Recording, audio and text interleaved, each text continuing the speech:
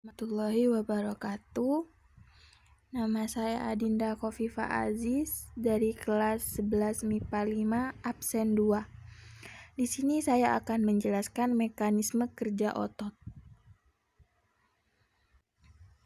Bagian-bagian yang berperan dalam kontraksi otot. Pertama, sarkolema. Sarkolema ini merupakan membran yang melapisi suatu sel otot yang fungsinya sebagai pelindung otot. Yang kedua ada sarkoplasma. Sarkoplasma ini merupakan cairan sel otot yang fungsinya untuk tempat di miofibril dan miofilamen berada. Yang ketiga ada miofibril. Miofibril merupakan serat-serat pada otot. Yang keempat ada miofilamen, yakni benang-benang halus yang berasal dari miofibril terbagi atas dua macam, yaitu pertama miofilamen homogen ada pada otot polos, dan yang kedua miofilamen heterogen ada pada otot jantung atau otot kardiak dan juga otot rangka atau otot lurik.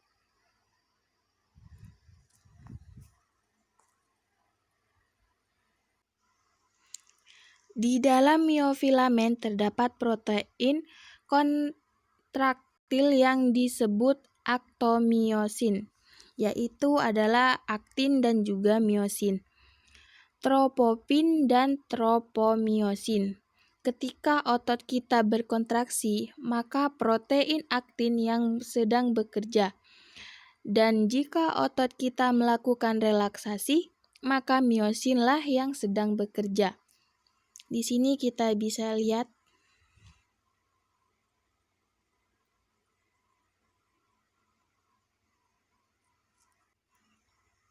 ya, di sini ada tulang, ada tendon, ada epimysium, juga ada endomysium, peremysium, pembuluh darah, fasikula, serabut otot atau sel otot, dan juga endoremysium.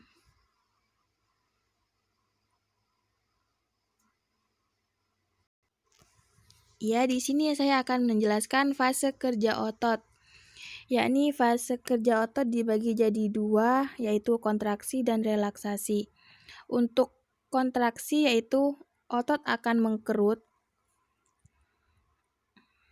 dan juga terjadi penguraian ATP, yaitu bisa dilihat ya. Dan yang kedua adalah relaksasi.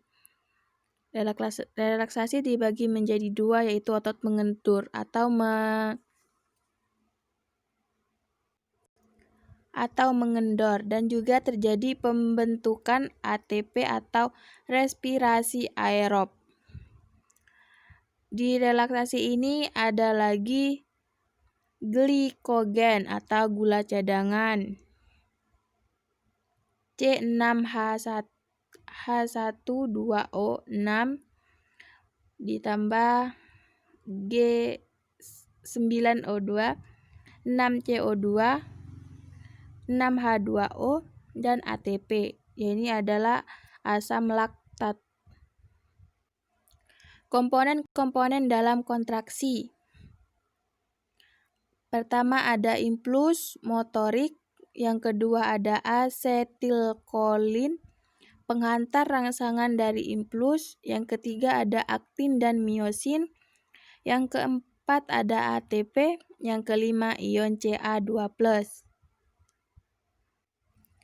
Kontraksi otot dipicu oleh potensi aksi dari sinapsis sel saraf yang menyebabkan pelapisan ion kalsium Ca2+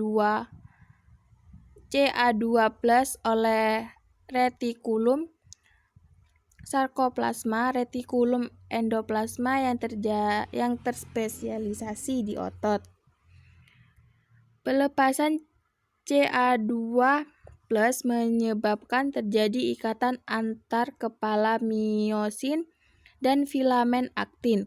Ketika filamen aktin meluncur menuju tengah sarkomen, otot berkontraksi dan pada saat relaksasi, filamen-filamen tersebut kembali ke bentuk semula.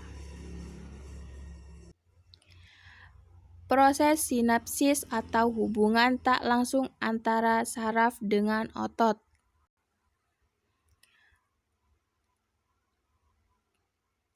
Pertama, kita menerima rangsangan berupa perintah, keinginan untuk melakukan sesuatu, dan sebagainya. Lalu yang kedua, rangsangan dibawa oleh impuls motorik pada sel saraf. Lalu ada lagi pada sel saraf, rangsangan dibawa oleh dendrit menuju ke badan sel. Kemudian dari badan sel rangsangan dibawa oleh akson menuju ke ujung akson. Di ujung akson terdapat neurotransmitter berupa asetilkolin yang kemudian menyebabkan pelepasan ion Ca2+.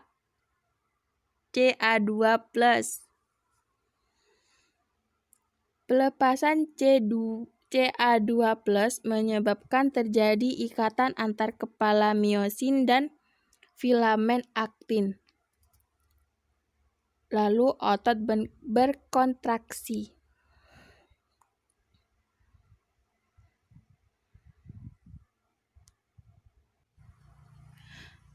Sumber energi untuk kontraksi otot. Pertama, kreatin fosfat, yakni suatu senyawa energi tinggi dalam otot yang aktif. Lalu yang kedua, respirasi aerob. Yang ketiga, respirasi anaerob. Ya, sekian dari saya. Jika banyak kesalahan, saya mohon maaf. Wassalamualaikum warahmatullahi wabarakatuh.